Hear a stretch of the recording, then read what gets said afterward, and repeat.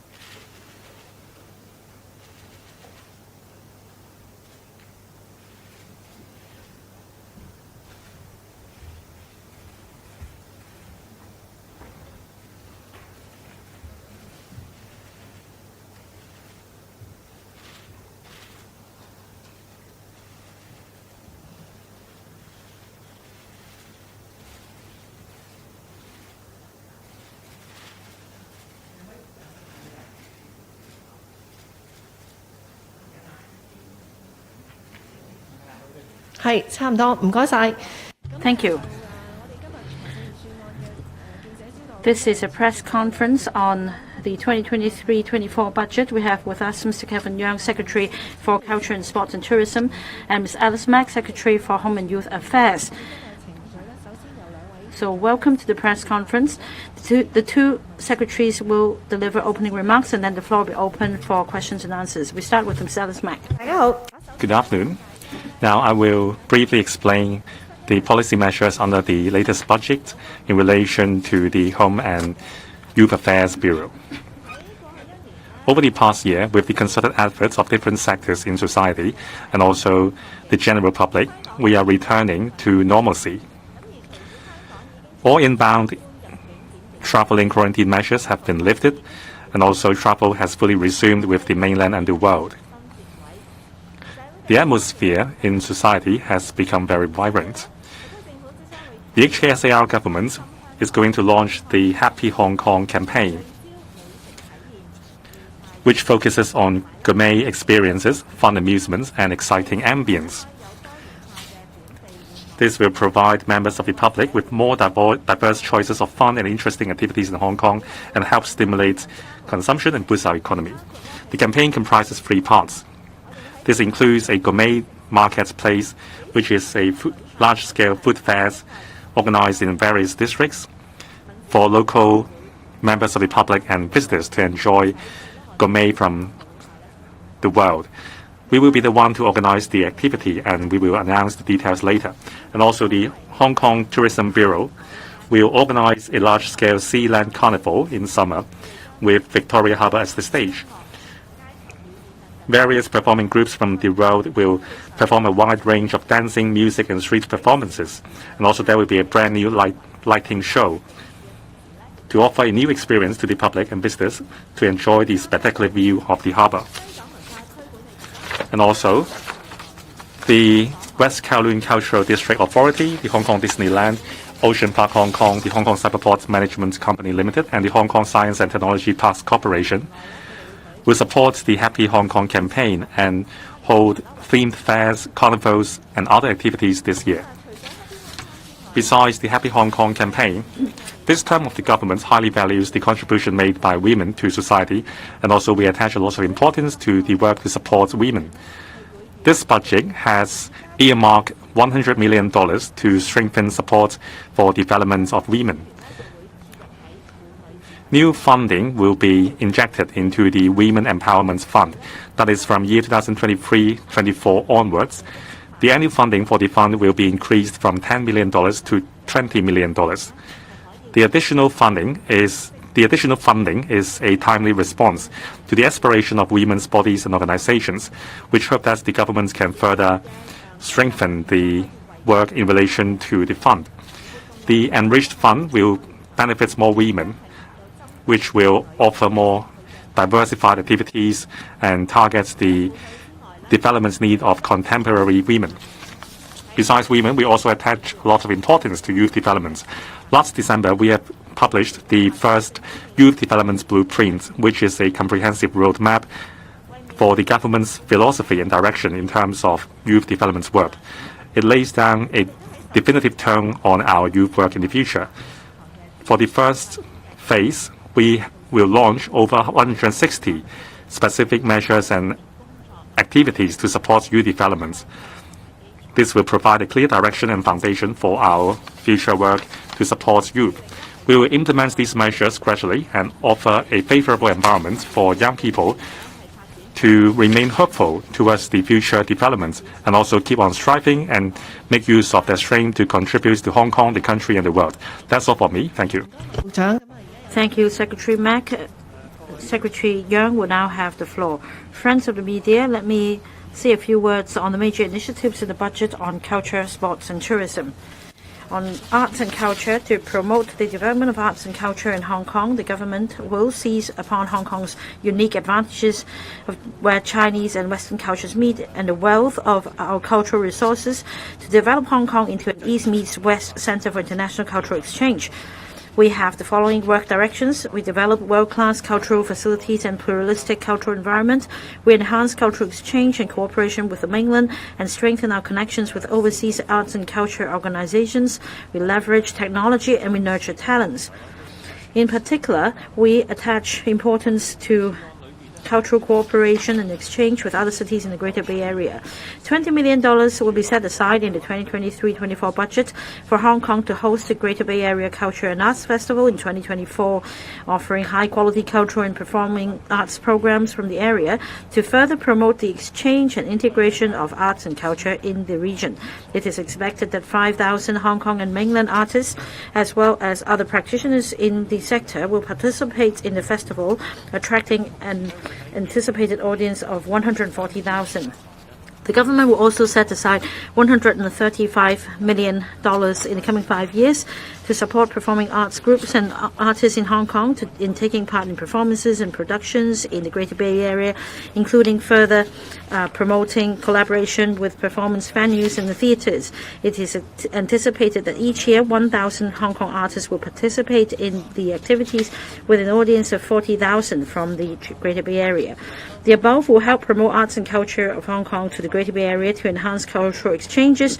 They will bring more development opportunities for Hong Kong artists and art groups to jointly promote the development of a succession of traditional Chinese culture, enhancing the soft power of Canton culture and bolster Hong Kong's status as Asia Cultural Hub. The government launched the Create Smart Initiative, CSI, in 2009. It has since then sponsored 650 projects, thereby nurturing talents and promoting startups in the creative industries, tapping new markets, and fostering a creative atmosphere in the community. As such, it has been announced in the budget that an additional $500 million will be injected into the CSI to promote creative industries as a new impetus for the economy. Create Hong Kong will create a new policy focus under the CSI to encourage more cross-sectoral and cross-genre collaboration to bring diversity and new impetus to the creative industries. For example, there will be collaboration between animation and tourism, fashion design and pop music. We will also provide new resources to support the co-production of television variety programs by local television stations with the mainland or Asian production teams to enhance the influence of Hong Kong's pop culture. We'll also support the relevant industries and their merchandise in tapping bigger markets and grooming more talents for the respective industries. The government will also provide additional resources to give funding support for the Hong Kong Design Centre and the Hong Kong Trade Development Council to implement flagship events and incubation projects. Funding will also be provided to Sham Shui Po Design and Fashion Project for its operation and activities, nurturing of design talents, brand building for startups, and promoting the economy of the local community. On sports, government works along the 5 directions of supporting the development of elite sports, hosting international major sports events, promoting sports and community, sports as a profession and an industry. The government proposes in the budget to examine the conversion of some underutilized floors of Kwun Chung Municipal Services Building into an urban sports center so as to provide a suitable venue for activities popular among youth such as sport, climbing and skateboarding. With the resumption of normal travel, the tourism sector in Hong Kong is recovering. We must strive to attract tourists and live in Hong Kong's image, whilst continue to support the tourism industry on its recovery path. The government will earmark a total of $950 million for rolling out proactive measures to attract more inbound tourists and support the tourism industry. Among them, $820 million will be allocated to the Hong Kong Tourism Board, of which $250 million will be spent on organizing and helping promote major international and local events in Hong Kong, including the Hong Kong pop culture to be held for the first time by the LCSD, the Hong Kong Wine and Dine Festival to be held in physical mode again since the epidemic, as well as other major arts or sports events such as the Art Basel in Hong Kong, the Hong Kong Sevens, the Hong Kong International Dragon Boat Races, and the Hong Kong Cyclothon to rebuild Hong Kong's image as the events capital in Asia. This summer, the Hong Kong Tourism Board will organize a large-scale Sealand Carnival with Victoria Harbour as the stage and a brand new light show. This will be an event to be enjoyed by tourists and locals alike, in line with the Happy Hong Kong campaign proposed by the Financial Secretary, so as to put a smile on everyone's face. Other activities will also be organized by the West Kowloon Cultural District Authority, Hong Kong Disneyland, Ocean Park Hong Kong, in support of the campaign. Additional funding of about $200 million will be allocated to the Hong Kong Tourism Board to step up its efforts in securing the staging of more international meetings, incentive travels, conventions and exhibitions or MICE of various scales and types, so as to consolidate Hong Kong's position as a premier MICE destination in the region and attract high value-added overnight visitors to Hong Kong.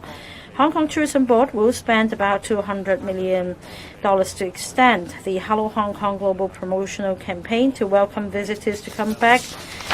We are also going to provide transport, dining, attractions and shopping privileges to 1 million inbound visitors via distributing Hong Kong goodies. The local tourism industry will be engaged in global major tourism exhibitions and activities to boost our profile and create opportunities.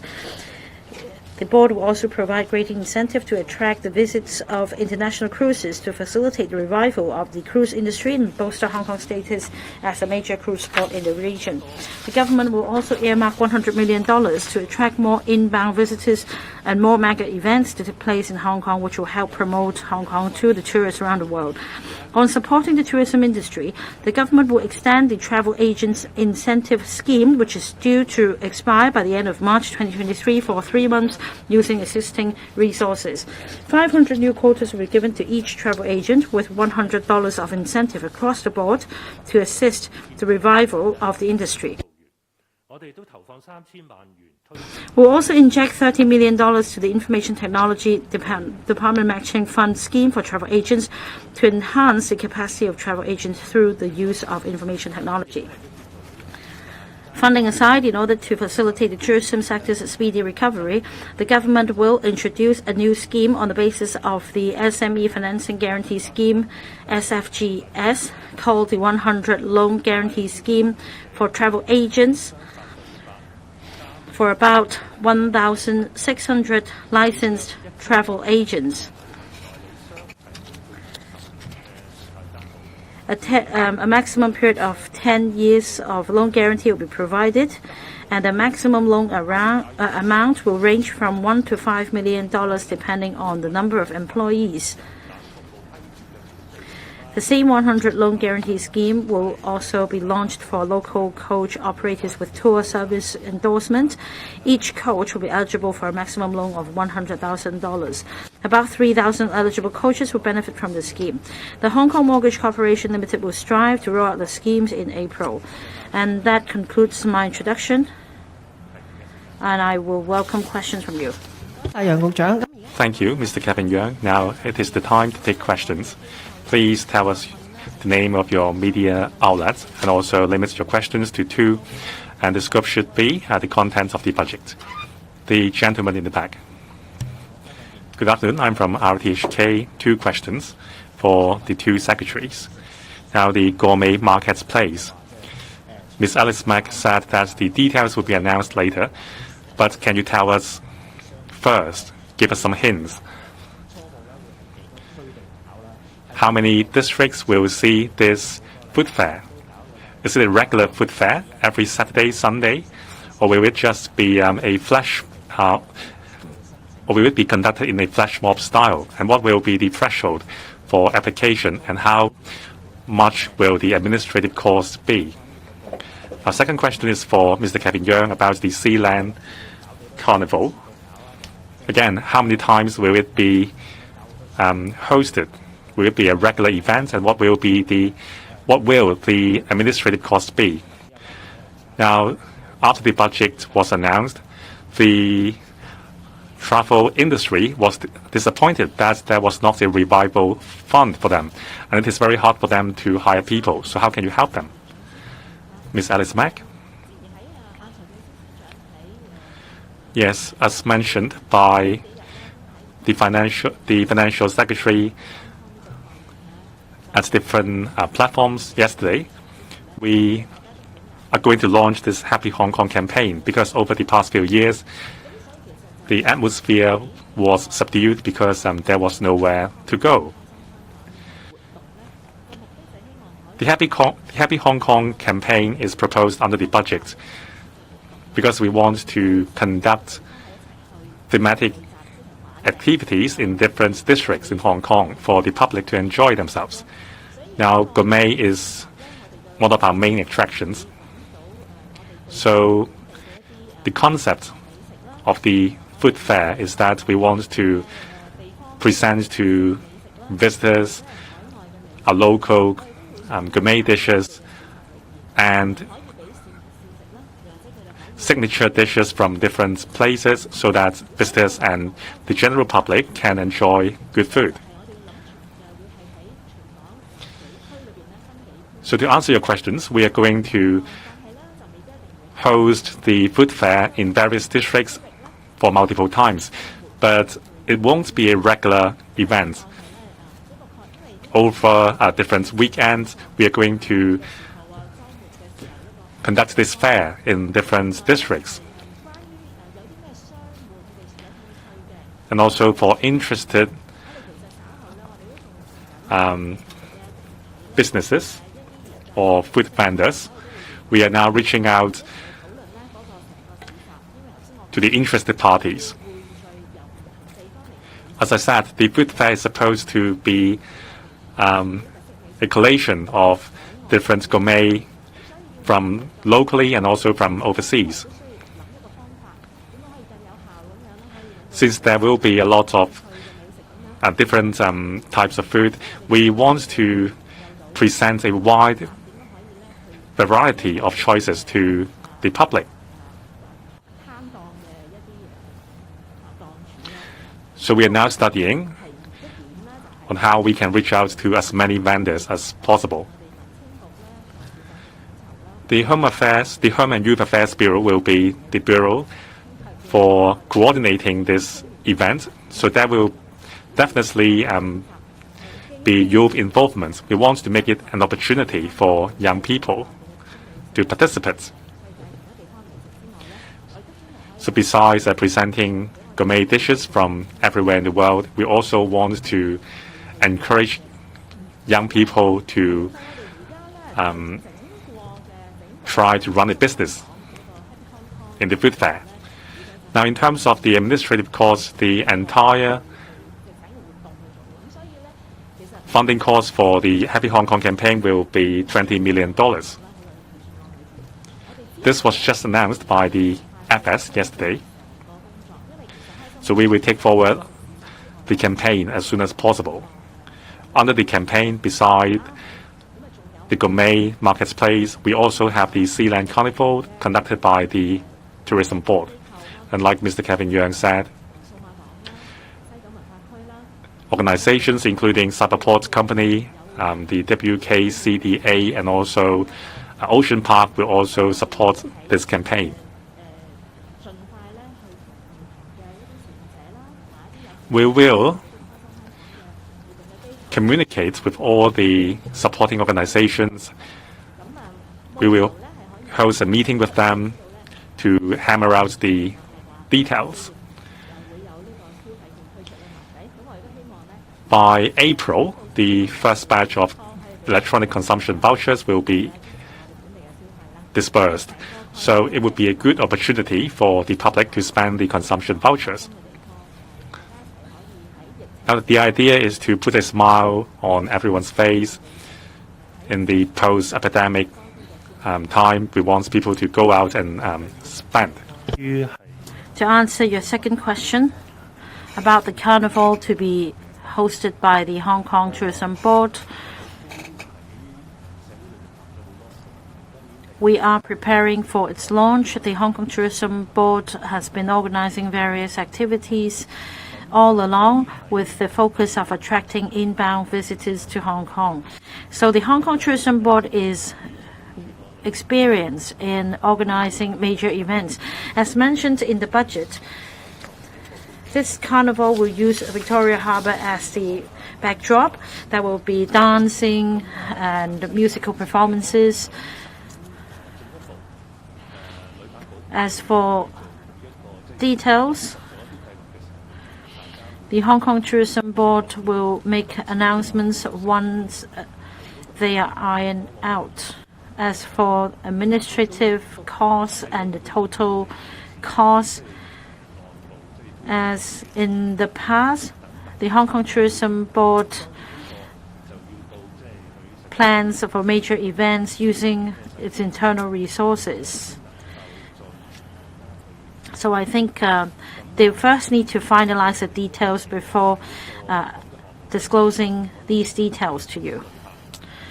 All in all, the objective is to attract inbound visitors by holding these activities whilst allowing the general public in Hong Kong to enjoy the show as well. About the Women's Empowerment Fund, or the fund for the travel industry, in the past 3 years, the travel industry had been under a lot of pressure. So in the past 3 years, the government has put in some $4.48 billion in support of the tourism industry. We have a number of schemes still in place. For example, we have a cultural and heritage sites local tour incentive scheme and also another travel agents incentive scheme. And as mentioned in the budget, the travel agents incentive scheme, which is due to expire by the end of March, will be extended by another 3 months. But as you know, with resumption of normal travel, visitors are coming back to Hong Kong. So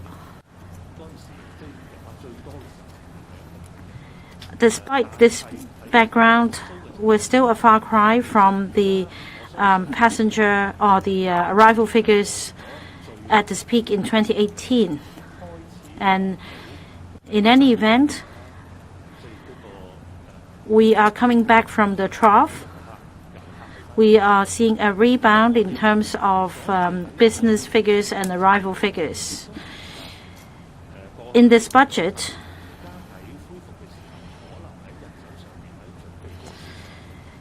we have this idea in mind that in preparing for full revival of the tourism industry, we are still facing challenges in terms of recruiting sufficient manpower, etc. And the most important thing is to tide the tourism industry over the difficulties. Hence, the 100% loan guarantee scheme for travel agents. Loan guarantees will be provided for travel agents to take out loans to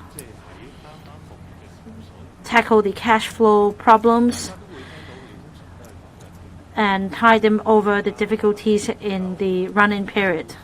For example, we all learned about insufficient coaches and some extra resources are needed to recruit drivers and to have the coaches checked.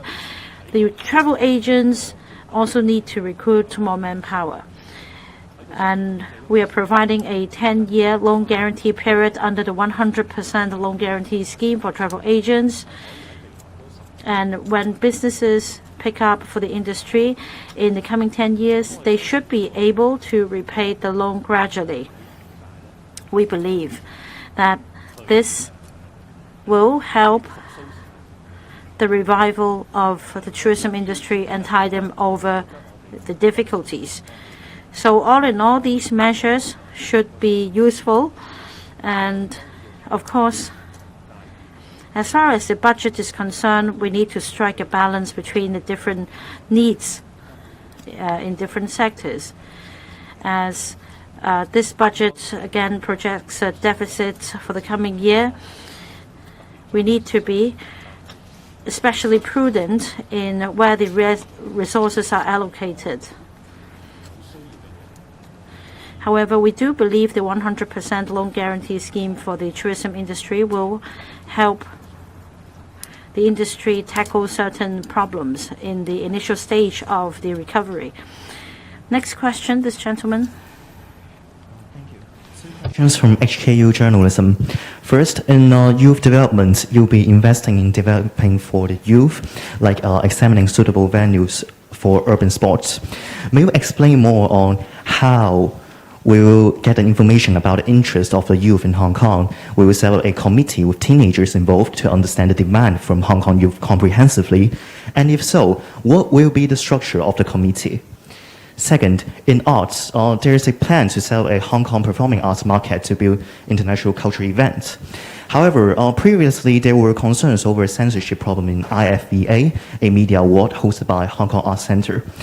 While the government has the urge to promote international events and cultural exchange in Hong Kong, may I know whether you have considered the problem of art censorship due to conflict of culture or political reasons? And if this concern exists, will there be another measurement to settle this problem? Thank you.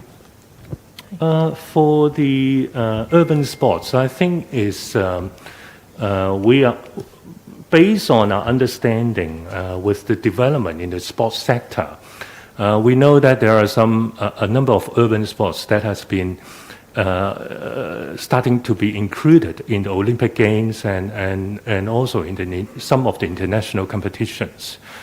And we have picked 5 urban sports for promotion in Hong Kong, including the 3x3 basketball, 5-a-side soccer, and some of the sports as well. So we are now focusing on these 5 sports, and one of the initiatives in the budget is to transform the Kwun Chung market into an urban sports center. And in doing so, I think this is in line with our strategy to promote urban sports. And in the course of doing that, of course, we will be consulting the sports sector, as well as we will, through the sports sector and through our network, and to communicate with the youth as well as the community. And I think that would be a very good chance for us to develop further in these sports and to achieve better results if these are to be included in future international games. For the culture, of course, one of our objectives is to develop Hong Kong into an East meets West international center for cultural exchange.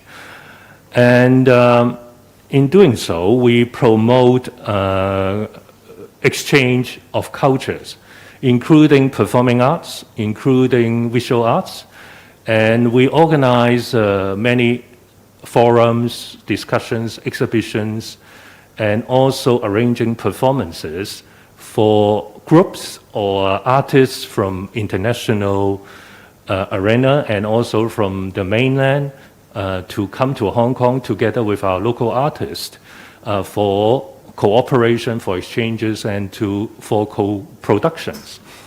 I'm not too worried about the so-called self-censorship. I think at this stage, Hong Kong is always a very open society, and you can find different forms of arts with different subjects and different expressions in Hong Kong, and I think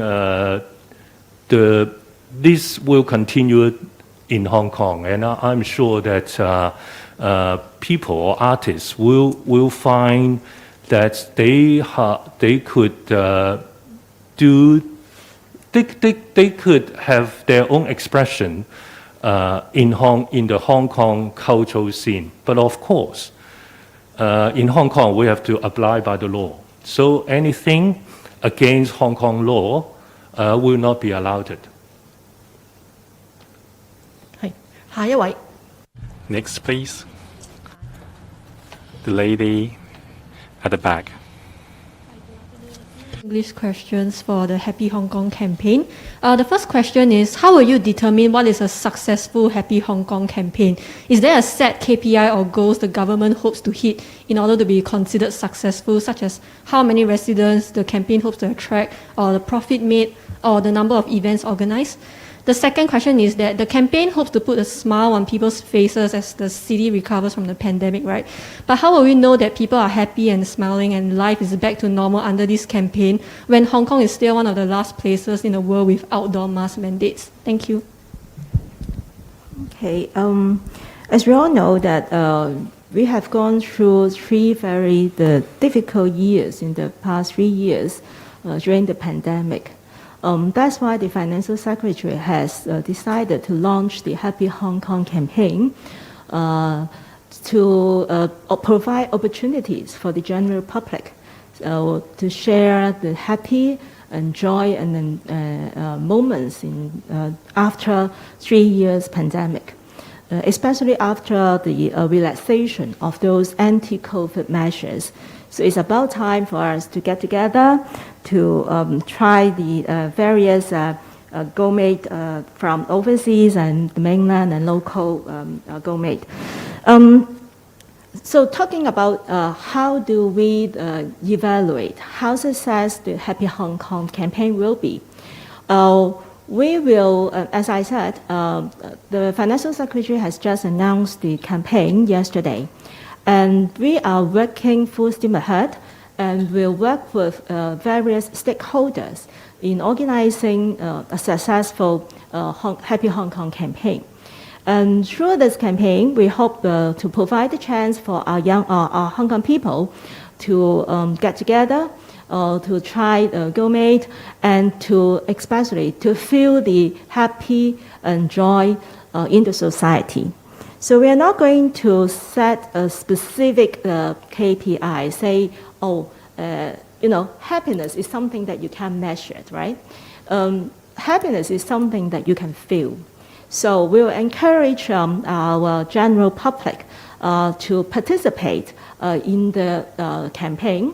And we are grateful that, and we're happy to see that many organizations, such as the West Kowloon Cultural Center and the Cyberport, etc., they are willing to work with us to provide this happy and joy atmosphere in the society.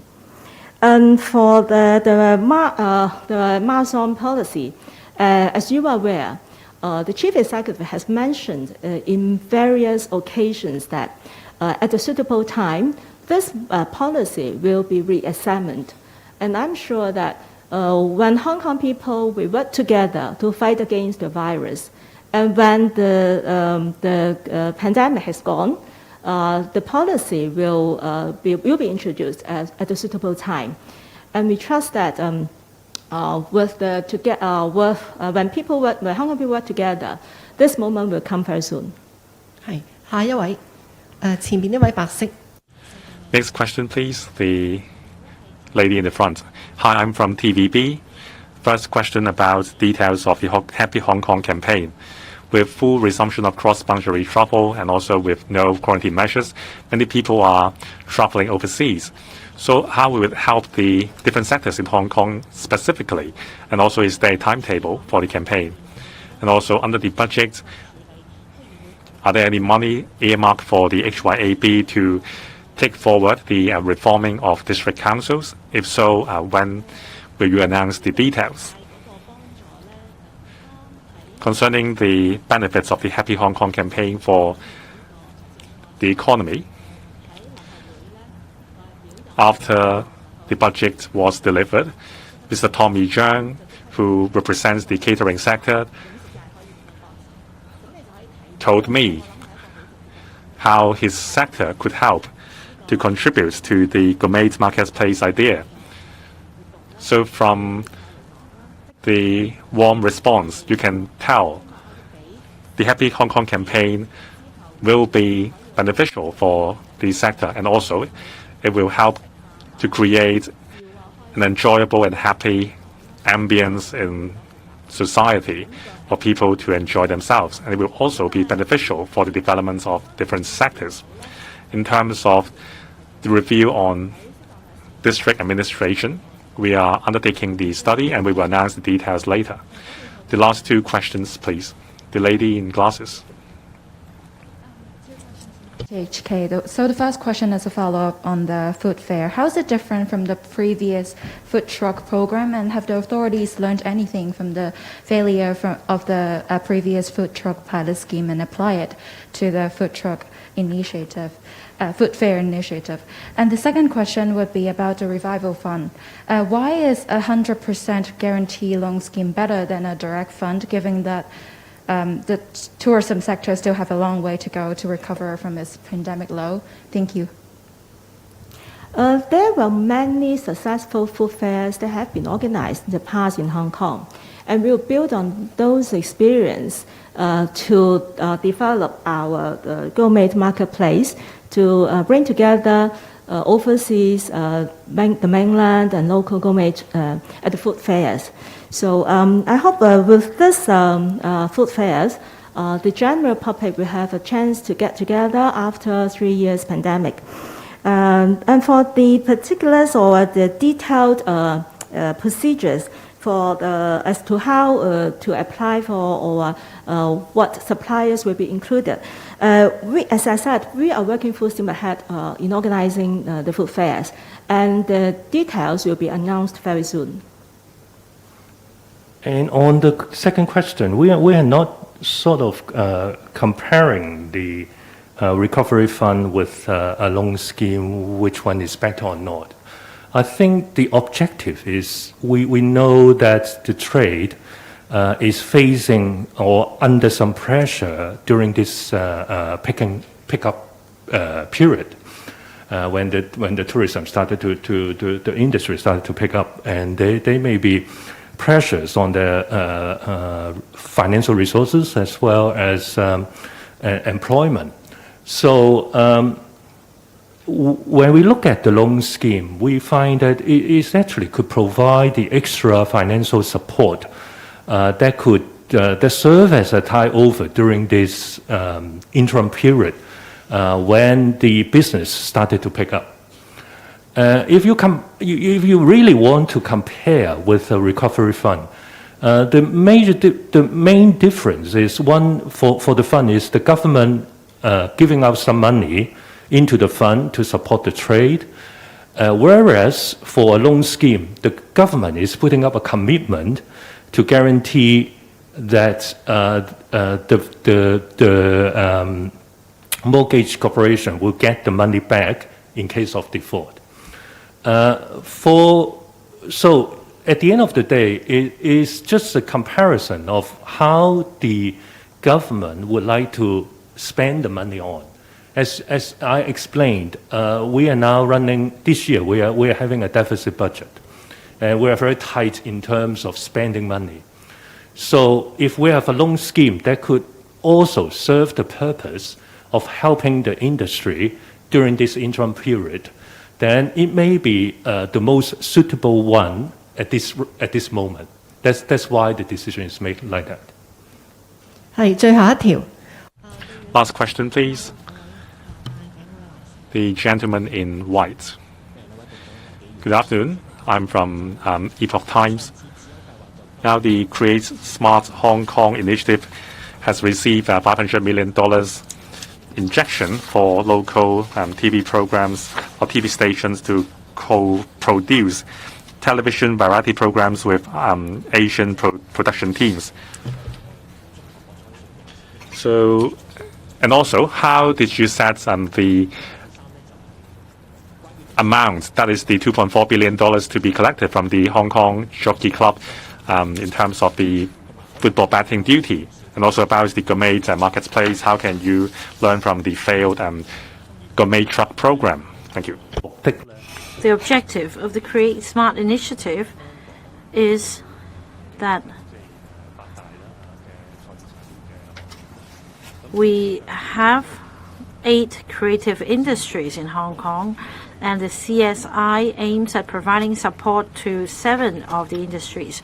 We also have the filming industry supported by the Film Development Fund. So the creative industries include the television and the music. As far as this initiative is concerned, we encourage the co-production of television variety programs by local TV stations and TV stations in the mainland and in Asia. The purpose is to expand the market. If we have co-produced programs, apart from promoting the TV variety programs locally, we can also tap Asian markets. So we're talking about promoting TV programs with Hong Kong characteristics to other Asian countries. And second of all, we also groom local talents and bring new opportunities for them to tap other markets. So it's not so much as interfering with the operation of TV stations. Rather, it's about grooming talents for the whole industry and expanding the market. And this is exactly the 2 major objectives of the Create Smart initiatives. About the football betting duty, this is set by the Financial Secretary.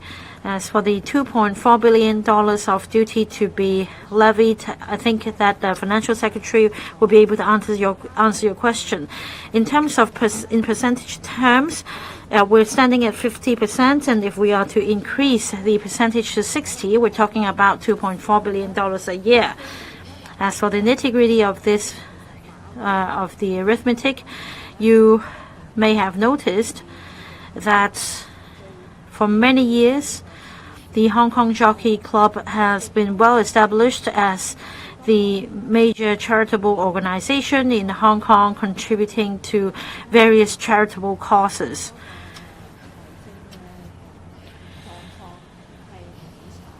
As it is common knowledge that a deficit is to be expected, and our fiscal position is not optimistic, and over the years, since the Hong Kong Jockey Club has been the major philanthropist in Hong Kong, there shouldn't be a problem for them to support the government's initiatives by contributing $2.4 billion in the form of betting duty every year. It shouldn't pose too much burden on them, because as the major charity in Hong Kong, the Hong Kong Jockey Club has been making major contributions to our society.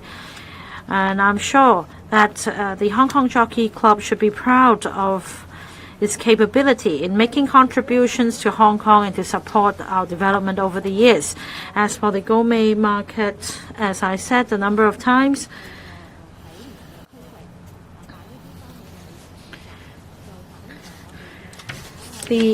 we plan to set up food fairs in different districts so that after COVID, there will be opportunities for us to gather together under the Gourmet Marketplace initiative. We want to give a good culinary experience for the enjoyment of the general public. And in the process, we are going to introduce to the food fair dishes from around the world and local cuisine as well, so as to encourage participation by locals, by the local catering industry, and especially, as I said just now, the participation of youths. So there will be participation from all walks of life to bring success to the Gourmet Marketplace. That's the end of the press conference. Thank you.